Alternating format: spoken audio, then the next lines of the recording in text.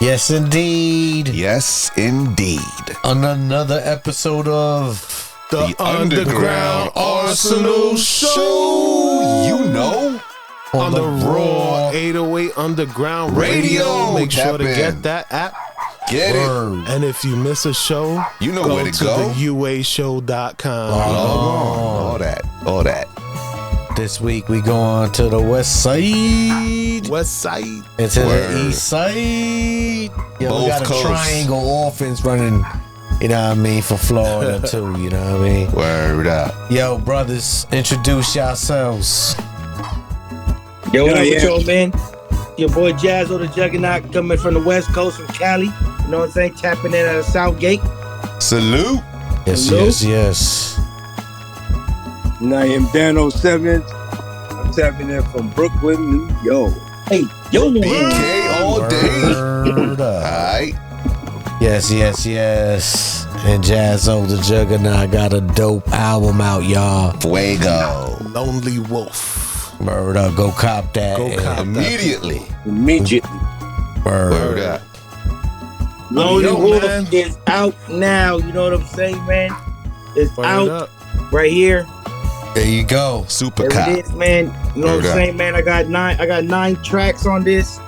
9 joints. Got features with XP the Marksman, Spence the God, my brother Dano, my homegirl Silver and Gold. I got City 48 on that, and I also got Straight Paper. Salute. Straight bangers. Yeah, y'all can go, you know what I'm saying? Go listen to it for free, man. And if y'all feel it, double back and come pick up the physical. You feel me? That's all I just say. Y'all feel something? Y'all find yourself replaying something, man? Just come pick up the physical. Word up. Go get that. Support real hip hop people.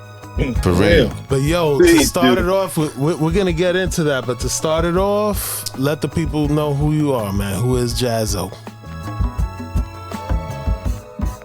A complicated ass motherfucker.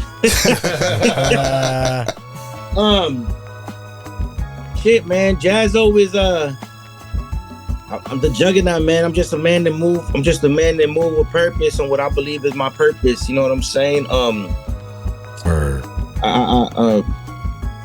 I come from a crazy little background.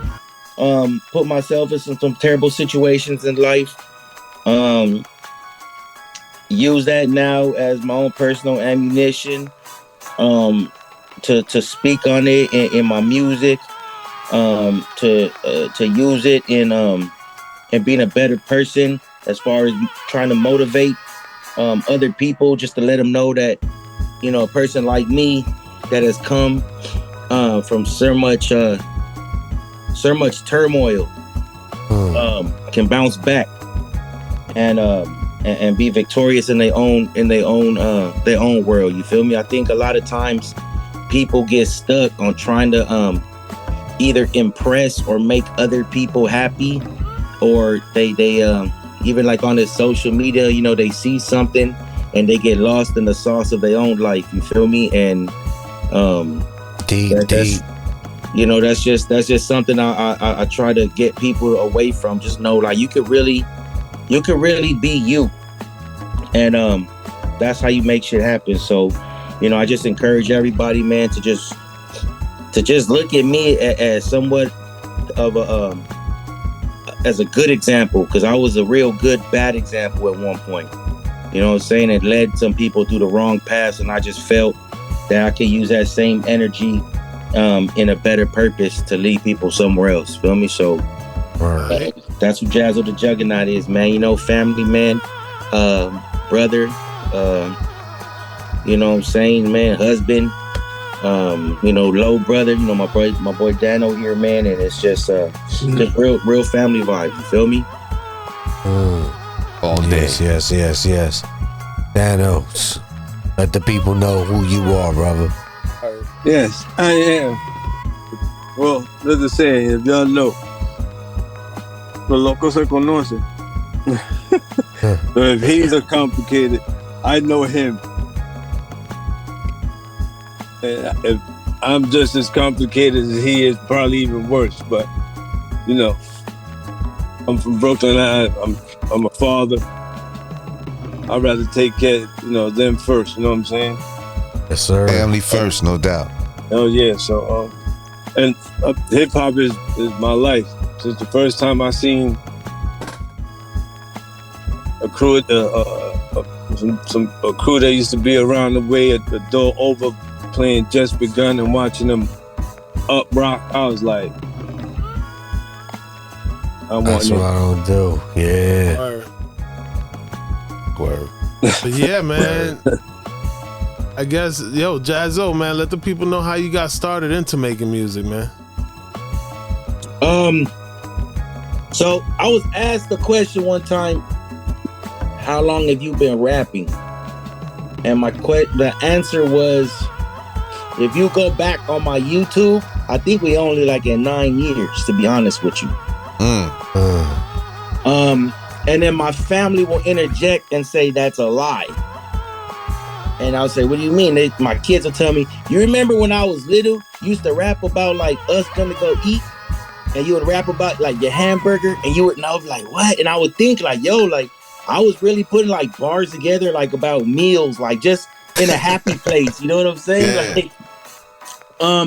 But the way I mean with music, when I started getting into hip hop, man, my first concert was this is really gonna say my age, but we old niggas winning. You know what I'm saying? No doubt. My first concert was 1989. I was 9 years old, and I begged my mom to go to this concert. And what it was it was Beastie Boys and Run DMC. And they was here. Yeah, they was here in Cali, and Run DMC came out. A spaceship came down, and the door opened with green lasers, and they came out with the leathers and the Adidas, and I was like, "Yep, so that's it. This is it."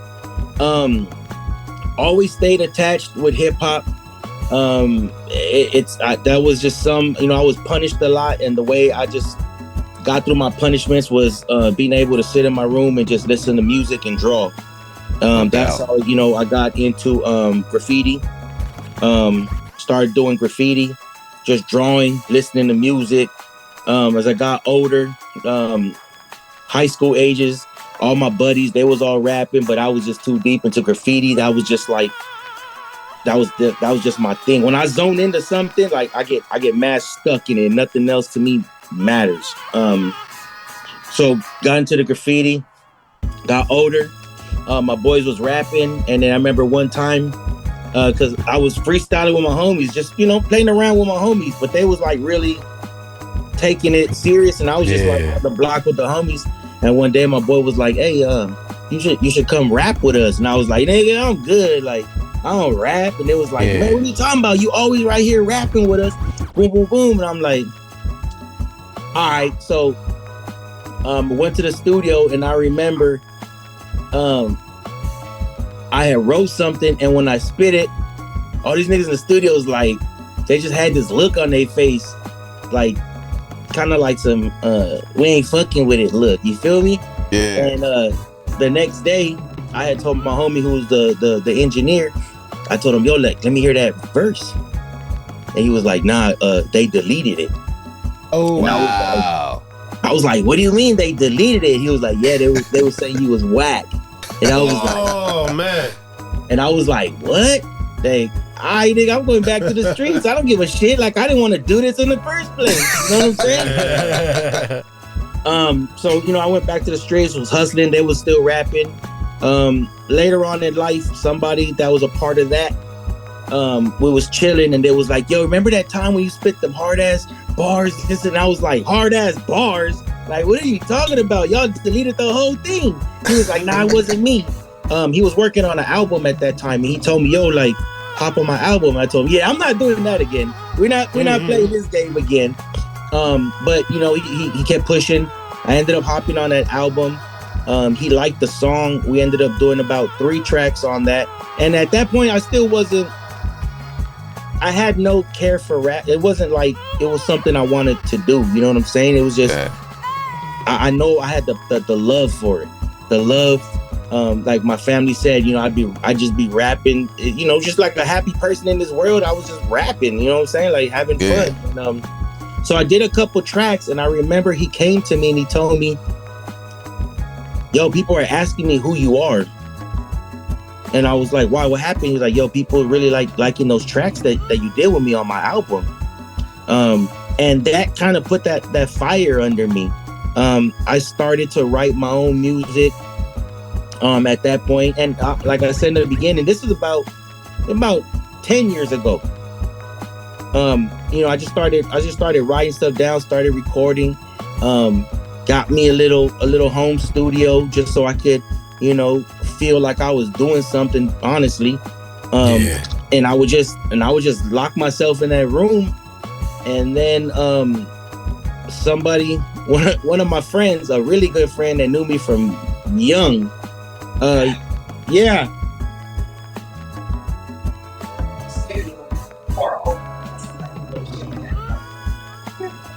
shit. All right, I'll go right now. Thank you. Where was I at? I'm sorry. Oh, I had my little home studio. And then somebody had offered me, one of my buddies had offered me a spot to perform.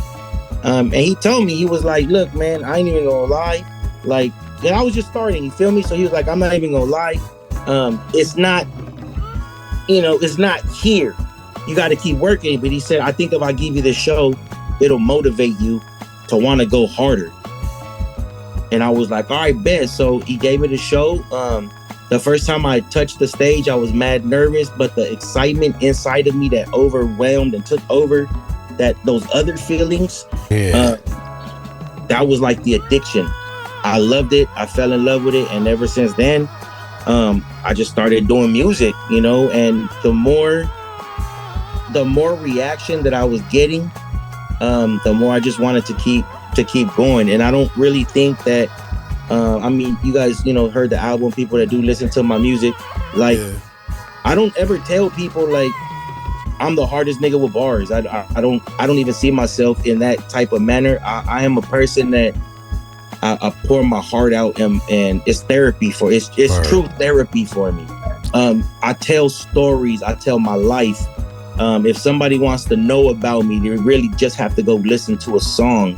And I felt that was my purpose, was to be able to help people through my music, and just all the feedback of people telling me that, yo, I heard this song, it made me cry. Yo, I heard this song, I remember me and my mom's had problems like this. Yo, and all that was what really built me to keep wanting to keep doing the music. Yo, you do know how to move a crowd, though. I think I witnessed that myself, and I told you that. I was like, damn, like everybody that performed that night, you did have the crowd control, you know what I mean? So you and Dano's, y'all came up there and y'all did y'all thing, but the most important thing was you knew how to control that crowd. And I was asked one time, what process do you like more, making the music or performing the music? And my quick thing was like, yo, performing the music. That was like the quick answer that came out. And it's the real true answer. Performing is like I was telling Dano, I'm like mad nervous the whole time. And then I touch the mic, and then as soon as I forget every word. And then once they say my name and I touch the stage, boom, something else takes over me and I'm good. You know what I'm saying? That's a good feeling. Yeah. It's a good feeling. And I love entertaining, because I like being able to interact with people even more. I always tell people, I don't care if nobody's vibing with it. I always catch that one person. Sometimes it just be the bartender. And the bartenders be the hardest ones to fucking to impress, because they see it every night. They see everything. Night. You know what I'm saying? Yeah. So when I see the bartender in the back, I'm like, okay, got him. You feel me? I got somebody. And that's always what I aim for during a performance. It's kind of hard when you push music out to truly, know how people are reacting to it. Yeah. But when you're performing it, you can see it. And then on top of seeing it, they'll come to you after and tell you like, yo, you know what I'm saying? What you said was some cold shit. Like, you know, when I met Sydney, he was in LA and we was doing a Flea Lord show. When I was performing at a Flea Lord show, he was there with XP. And I went up on stage and my first song it's called #TeamFuckJazz. And basically what that song is about every person that's ever doubted you. And the hook. Is that the one you performed? Yeah, middle fingers up to the ones who ever doubted you. You ever had a bitch that never told you she was proud of you. Like, that's my wife. Like, you feel me? Like, when I say these things, like I always tell people when I perform that song, my wife hates that song because she knows 9 years ago that I wrote this shit to her because I wasn't feeling supported by her.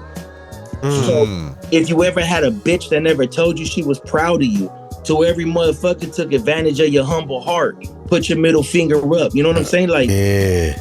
And people always would tell me like, yo, that's a mad negative song. And I'm like, yeah, because you're not listening to it.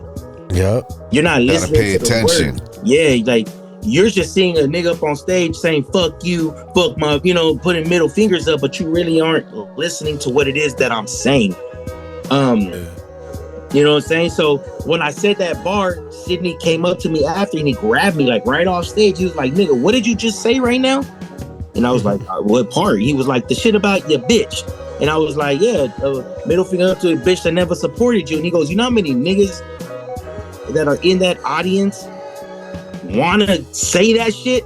Now they're going to go home and be mad at their big girl like, man, you never supported me. You know?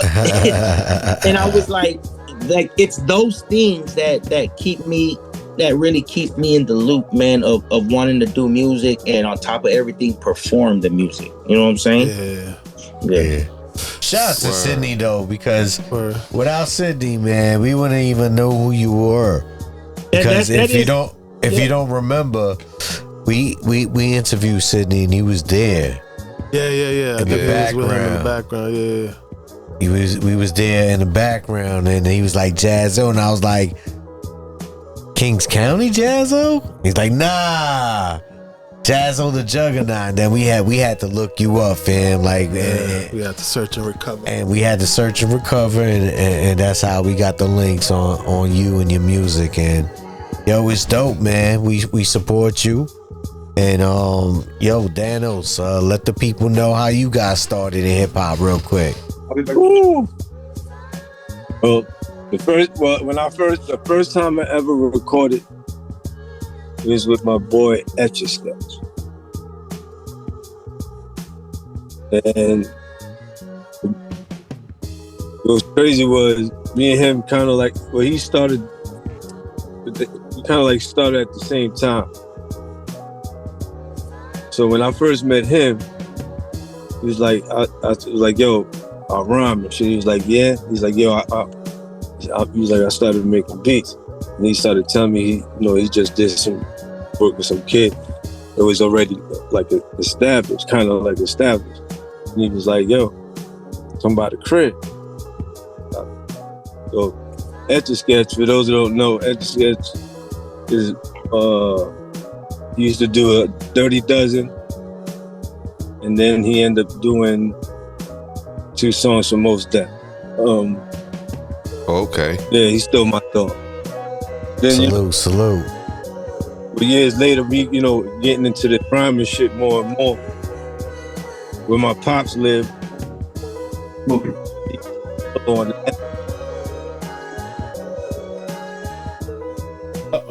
Breaking up. You hear me? Okay, now we can hear you. Yeah, now we can. Yeah. But at the same time, like there was guys in my old hood that rap too. So I was kind of like into it also. You know what I'm saying? But I was just fucking with it. Like when I get around to my rap, and then sometimes I just be like, fuck it, I keep doing what I do. You know what I'm saying? Yeah. Then when I started seeing K-Soul, like I said, started seeing K-Soul around the way. Like, I used to be like, used to come around and shit. I used to kick my raps. He used to tap me and shit when I rap. Like, I was like, okay. Now, if I get K-Sola start tapping me while I'm rapping and shit, like, okay, I know I'm doing something right. And then around the way, a lot of dudes rap too. You know what I'm saying? So I end up getting closer to these two other guys that used to, you know, that be around K-Sola, happened to be Kim and Flair. And those, at the time, there was coming back and forth from California. It was like, yo, I'm trying to put a group together.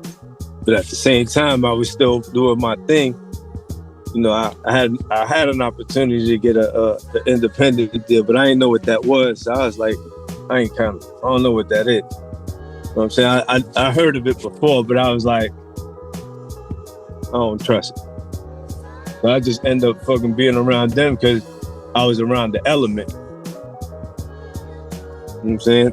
Because either way, I was still around the element. Because on the low too, I did like, you know, I did my little tags. I used to go around tagging up and shit. So I was still into this hip hop shit regardless. You know what I'm saying? But then I just started getting more and more serious, more and more serious, more and more serious. And the group that I was in, you know, you almost had an opportunity, but certain shit happened. And I was like, fuck it. I stopped rapping for like 17 years. Here come K-Solo again. Come by the crib unannounced. Talking about he going somewhere. All right, nigga come through. All of a sudden he come through with this other cat. Other cat happens to be fucking Sidney Poitier. Oh, wow. So now it makes sense. It goes full circle. Full circle, 360. Right wow. But I met Sidney through K-Sola. So I was like, so Sidney, you know, K-Sola at the time, because, you know, during that time when I was with those guys, Kim and Flair, you know, he was knocking out a lot of music. Like certain joints that I would do, K-Sola gravitated to one rhyme. So anytime he see me, this motherfucker be like, yo, Dano, kick, to this day, if he see me, Dano, kick that rhyme. I kicked that rhyme in front of Sidney. Sidney is like, yo, you wanna rap again? I said, man, I don't give a... And at the time, too, I was on some old, man, fuck this rap shit. This shit ain't paying my bills. I got child support. I feel you on that. You know, I said, you know, and, you know, I was in the kind of dipping it down in the street. I was like, nah, I can't be caught up in federal shit. Nah, I'm getting the fuck out of here. I was like, okay, I know what life. Get back on this fucking 9 to 5. And I did it all, you know what I'm saying? I hustled. I was like, man, fuck that. All that time I'm writing rhymes. And I'm supposed to be like, yo, D, what the fuck you doing? I said, fuck this, man. I gotta work. So what are you writing then? I love this shit, nigga. Love that shit, man. I always tell niggas that I love this fucking hip hop. And the first time I heard songs that is not, you know, people don't consider hip hop, but it is hip hop. Because those are the breaks. You know what I'm saying? Hearing fucking Just Begun, fucking Sad Morning, all them fucking records leading into the fucking first hip hop record. But when that fucking Holy War, I said, okay. I heard that shit listening to fucking, I'm gonna tell you right now, it was who played it?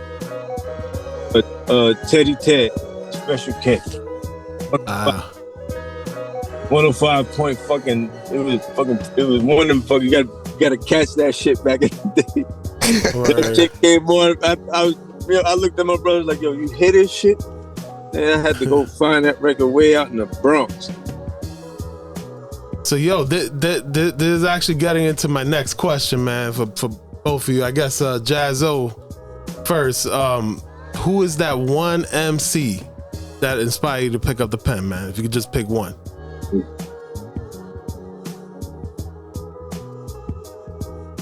Yeah, that's crazy. Hard question. It's a hard question, yo. You know what? Let me say a little something before I try to answer that. Yeah. Growing up on the West Coast, but heavily influenced on East Coast rap was very conflicting. Not in a negative way, but in a way of answering this question. Because to me, even though the way I rap has no type of closeness to it, to me, on the West Coast, the hardest to me is E40. Salute, okay. Salute, man. I respect that. That's straight up originality right there. I never heard anybody manipulate words so much.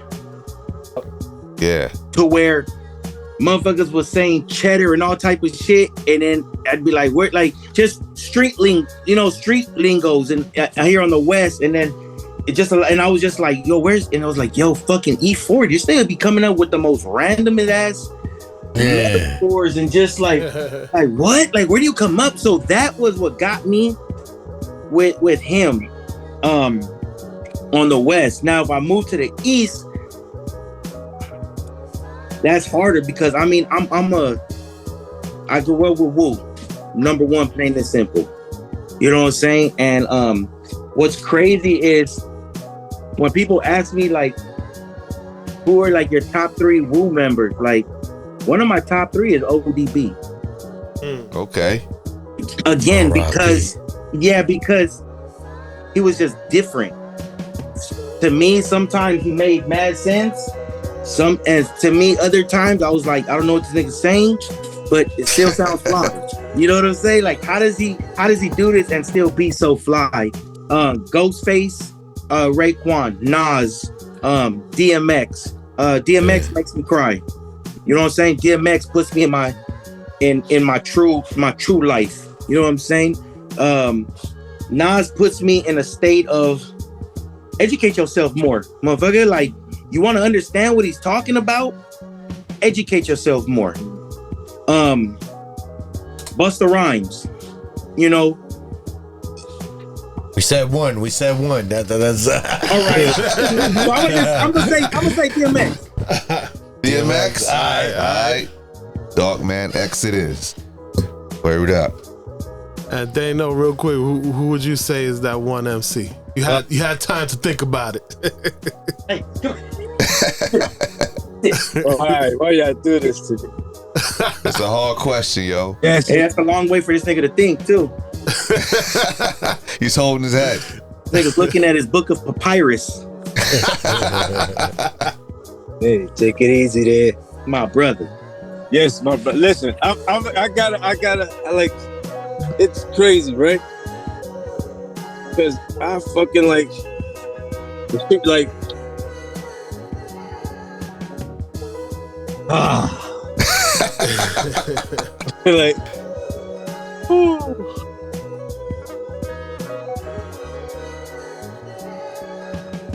G-Rap.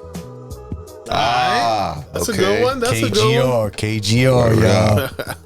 Word up, that was dope. Word up. But real quick, by the way, my brother Echo, my little brother is in the building. Oh, Echo, salute.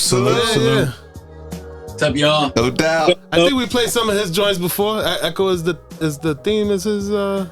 Echo is the name. Echo is the name. That's what it is. Yeah. We played some of his joints before.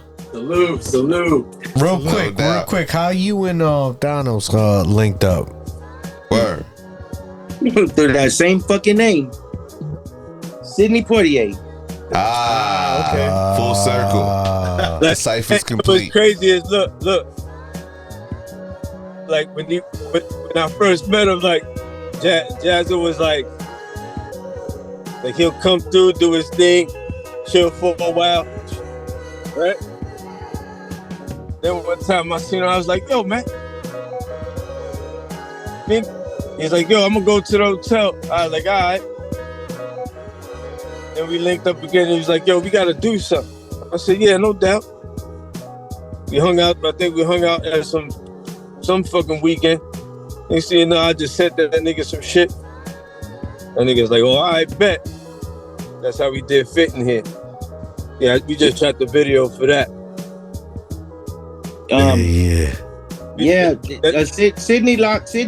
Sydney was the you know the main one. Then I was going to Florida, doing shows. Sydney had me come out, you know. Then that's when I met, you know, Danos. I started meeting more people out there in Florida. And as me and Danos continue to keep traveling back and forth to Florida, I mean, we always stay like in the same hotel. You know what I'm saying? So we really got time to like really build with each other. And like I always tell people, bro, like I really don't fuck with rappers, because rappers come with ego and they come with competition. But I do happen to have a fucking brothers that rap their ass off. And when I say that, it's Dano was a brother to me. Me and Dano, we talk every day on the phone about non-rap related shit. Like, you know what I'm saying? Like, my brother Echo come here, like, we sit here, man, and we talk about, this nigga like to talk about fucking science and shit. And I'm like, what are you talking about, man? But like, we don't sit and talk about rap shit. You know what I'm saying? So, me and Dano, we you know, we clicked on some other shit, man. And then when it came to the project, I had to have him on, man, because I respect my brother, number one. Number two, my man got bars. And another part of it is like when I said about the E40 part, Dano has his own style. Yeah, he does. You know what I'm saying? He has his own style, and that's what I've always appreciated about hip hop, and that's what disappoints me now about hip hop. Everybody sound the same. Bunch of clones. Yeah, like back in the day, you knew DMX was with Swiss. You knew, you know, Genuine was with fucking Tim. You know, like you knew artists was with artists because you knew that sound. Everybody had they sound, and we all coined on wanting to have our own sound. To be unique. Be unique, you know what I'm saying? Right. And Dano is one of those people. So, you know, when he sent me that beat he's talking about, it was so far out of my realm of what I was even on that I wanted to do it. Yeah. Especially with him, you know what I'm saying? And after that, I was like, yeah, I could keep throwing these punches with Dano. Like, let's keep throwing these punches, man. We just kept working. And I noticed that. That's why I hit you up to make sure, you know, you wanted him on or not. Yeah. You know what I mean? So, salute to both of y'all and y'all long friendship. Word up. Nah, for real. But yo, let's get into that album though, man. Let the people know what they could expect from it and what producers you got on it. You already mentioned some features. Yeah, what's the production on that? Whoever did the production, oh my God. So the producer, his name is SoCal. He's from the West Coast. He's from Inglewood. Salute. He currently is in Connecticut, I believe, though. Me and him had no previous relationship. He heard about me through another person who's on the album, Spence the God. He heard about me through him. He had told Spence, you know, he wanted to work with me. Spence had reached out and said, yo, this dude want to work with you. So I connected with him. And he basically told me like, yo, I've been watching you on your social media and you're different. He said you like to, like I was explaining earlier, he's like, you like to talk your shit. Like you like to really put your life out there. He was like, but let's put it on some beats. And I was like, all right, so what do you want me to do? And he said, what you do on social media, nigga, just put that shit on beats. And I was like, all right, I got you. So he shot me beats. And you know what's crazy? I'm the type of person that when a producer sends me beats, you know, they send you like 8 beats and they be like, let me know which ones you like. And then, you know, I'll send you some more. Nah, nigga, whatever you send me is what you sent me. For some reason, you sent me those beats. And that's how that project was. He sent me beats. I didn't ask for more. I said, okay, these are the ones you want me to do. I said, okay, give me a minute to let these soak in. And that's what happened, man. These songs just started soaking in one by one on me, and I just started laying them down, and it's in the process of this album. I don't know if you guys knew this. I had vocal cord surgery. Yeah, I did know that. I had vocal cord surgery. So when I had started this album, if you listen in the album, my voice is really raspy in the album.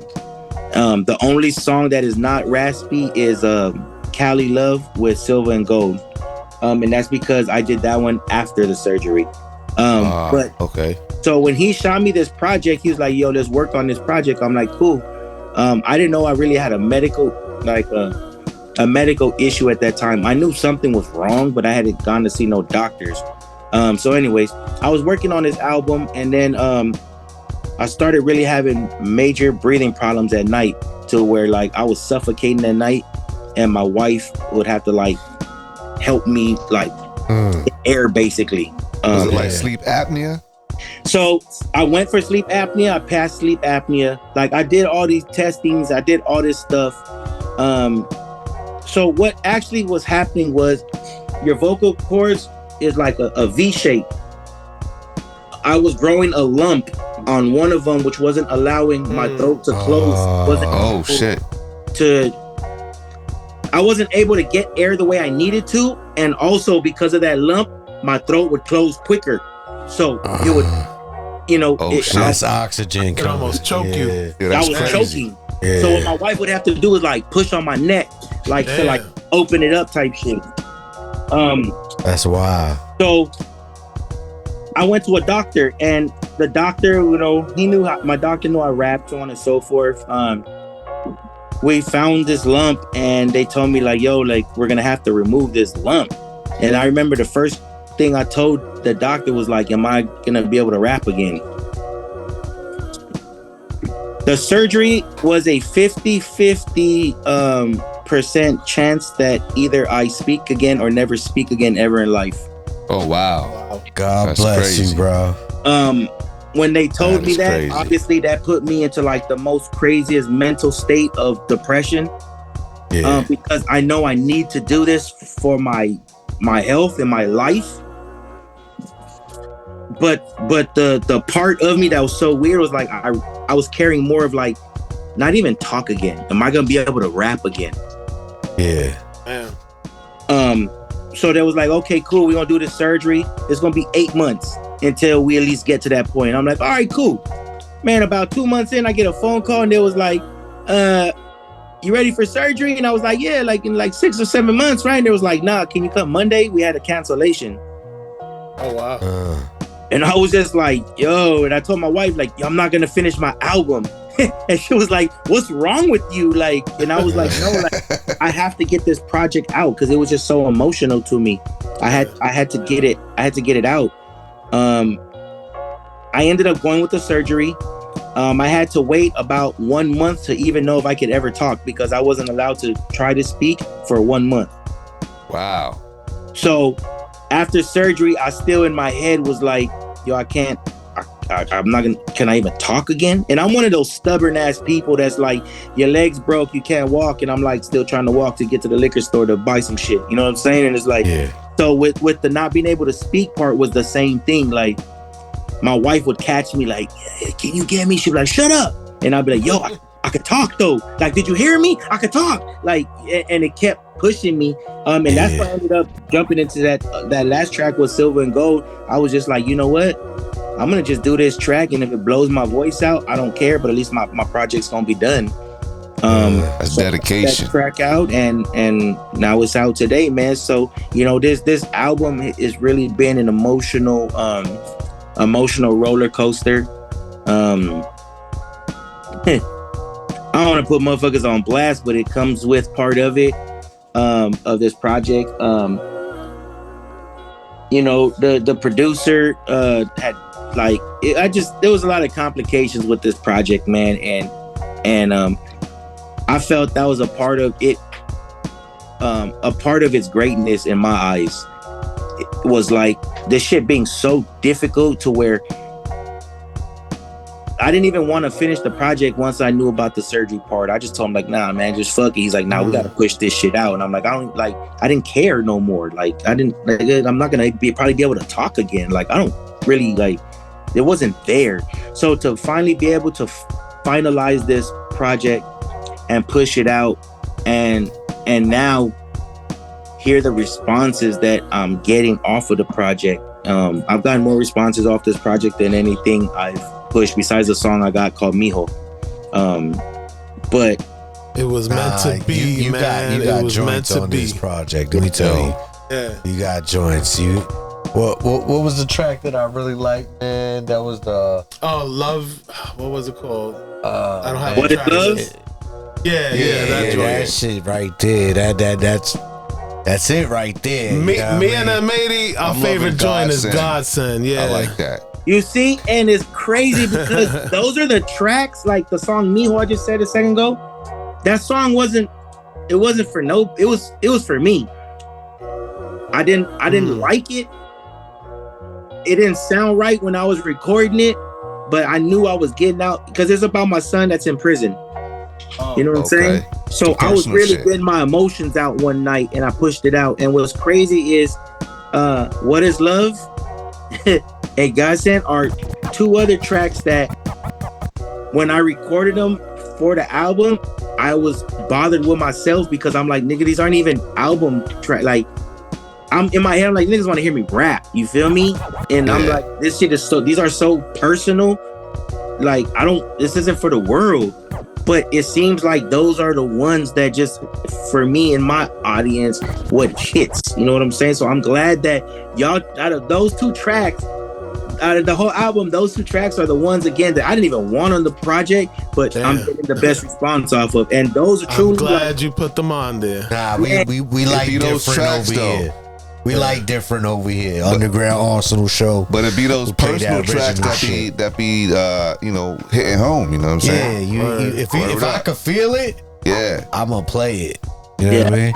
That's what's up. I think that's the separation we was talking about earlier. Of like, my brother told me the other day, nigga, when you gonna keep doing songs like this? We know you can rap.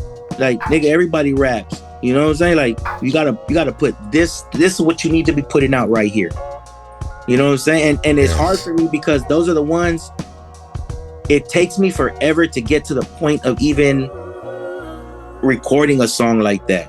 Like, if you give me a beat, I'll do some rap shit. But like a song like that, it just takes me so long to put my feelings out in the proper way. You know, I'll hold a beat forever and just listen to it to where it's so annoying. It could be months. And then finally one night, like, it just triggers, and then I wake up in the morning, I'll tell my wife, listen, she's like, damn, you recorded that shit last night? I'm like, I don't know, it just like last night was the night, like it just came like full track, you know what I'm saying? And Godsend and What Is Love is one of those. I get scared of telling people my life and the truth and what criticism could come for it. You know what I'm saying? Like, What Is Love? There's a bar in there, or there's a part in there where I say, like, now y'all could judge me on my last, like on that last bar. I just told you about me being abusive, me being a drug addict, me being the most worst person in the world. I still fit in, like, here, now y'all could judge me off of that shit. You know what I'm saying? Because I knew what I just said was going to trigger people to be like, man, fuck this nigga, or you know what I'm saying? Like some type of emotion like that. Not at all, because when you said, if you could forgive me for my past, that's love. And I felt that.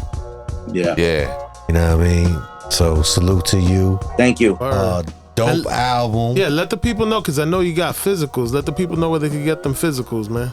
Man, the physicals, I will be putting them on my online store right now. I'm just kind of really trying to connect with people around and as much as I can. So like you could just DM me.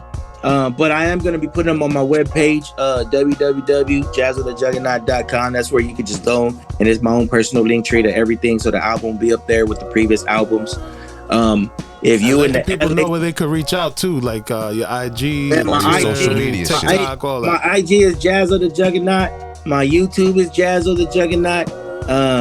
You know, I used to be the one to be like, YouTube is Japan 97277, and my TikTok is like, you know, web page 04. Like, nah. So everything is Jazoe Da Juggernaut. Same thing. You can even Google Jazoe Da Juggernaut. Everything will pop up. But everything is Jazoe Da Juggernaut. Music wise, clothing wise, it'd be Knack Inc., which is the clothing brand, and the movement. You know, we got Knacking Network that we starting. So that's all in the same thing. When you want to find anything about that. If you're in the LA area, I'm gonna be doing a lot of people that know me out here know I did a lot of street, just random street pop-ups. I just pick random ass streets and pull out my full table, merchandise, speaker, and I just post up. A lot of times I'll be like Hollywood Boulevard or places like that, and I just vibe with people walking by, you know what I'm saying, till like 2 a.m. So you catch me out there, man. But as far as catching the music, man, yeah, you could DM me at Jazoe Da Juggernaut, or like I said, probably on Monday, I'll be having everything online. I'm waiting for the vinyls to come. So you're gonna have vinyls? Yeah, right. I'm gonna have vinyls too. I'm gonna need one of them shits. Yeah, and that's why I haven't put the CD out, because I don't want people to miss that opportunity of having that option. You feel me? So right now, if you catch up with me or you DM me, I'll get you the CD or whatever. Y'all can listen to it. But I want to have both in hand, so you know, someone can have that option. I don't want someone to buy the CD and people are like, "Oh man, you had the vinyl. Why you didn't tell me?" Like, yeah, you know. So I want to wait till everything's ready, and then there's been a snag, little lag on the vinyl process, but it is fun.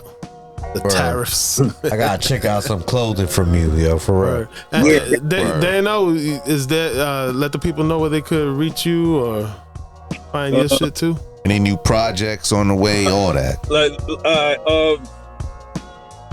I said, I be hot, so don't mind me.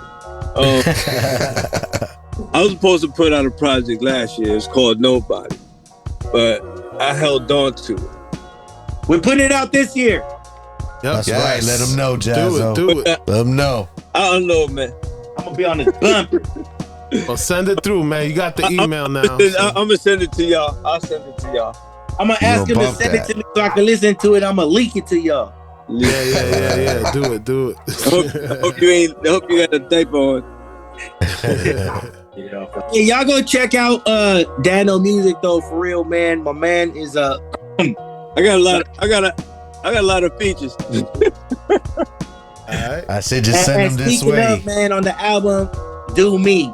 Let me do me. I had to have Dano on that one, man. We just got the video done, filmed and edited and produced all that by Mark Ford. But we got a fly ass video that's gonna be dropping, man. Crazy. We really out here working. My little brother Echo, you know, he's out here on the West Coast. He be at the office all the time, man. We stay building. You know, as low brothers, we've all connected with each other, and we really on some shit right now. And I'm by far that person that be like, yo, my shit's fire, or yo, we kill it, like. But like, honestly, man, work wise, I'll speak on our work, and we are really building folders down here of shit to push out. So we definitely see it. We see it. We notice it. 10,000 hours. Word up. We see it. doubt. Yo, who did the album cover, real quick? SoCal, the producer. Salute to him. Dope cover, yo. But yo, Jazoe and Dano, man, it's been a pleasure having you guys on the show, man. We'll definitely have you on again. I appreciate you guys, man, for having us on Real Talk.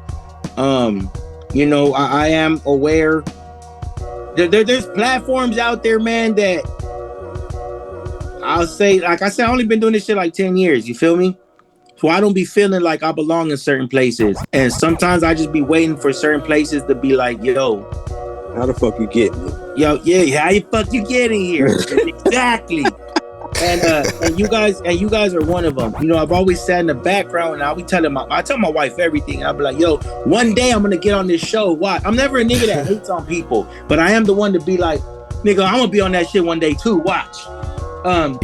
So for me to sit here and be here on your guys' platform, man, that you guys are so influential, you feel me? That it means a lot like a lot to me as an artist, man. So I just want to tell you guys, thank you very much for offering the opportunity to be on your platform. No doubt, man.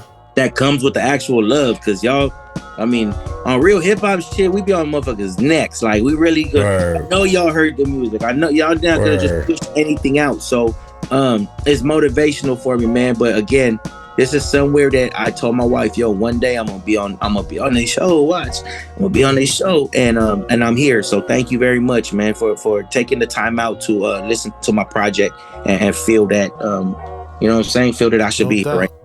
And that's what we do, man. We bring the hip hop to the people, man. You know, we basically bring what we like, basically. Like, you know, if it's dope, we'll play it. Yo, we appreciate the music you put out. You know it's simple like that. It's dope. Up. We gonna play it. And go get that album, hip hop. But yo, Jazoe, man, introduce that joint with Dano. We're gonna play that right now. Yeah, we're gonna play that right now. Yo, that's track number 4. It's called Do Me, featuring my brother. I don't want to say feature. It has my brother Dano on it. Me and Dano together. Salute. Let me do me.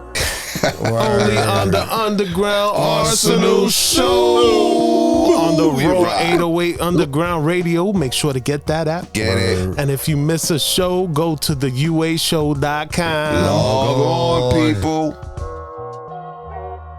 The Raw. Yes, sir, Reefus. This is Lebronx. And this is your boy M80. And DJ Fatal Skills on the 1s and 2s. Tune in every Sunday, 9 p.m. Eastern Standard Time to the Underground Arsenal Show, where we interview your favorite artists and play all the fly joints. On the Raw 808 Underground Radio. Hip hop, how it should be heard. If you miss an episode, go to the uashow.com. Log on.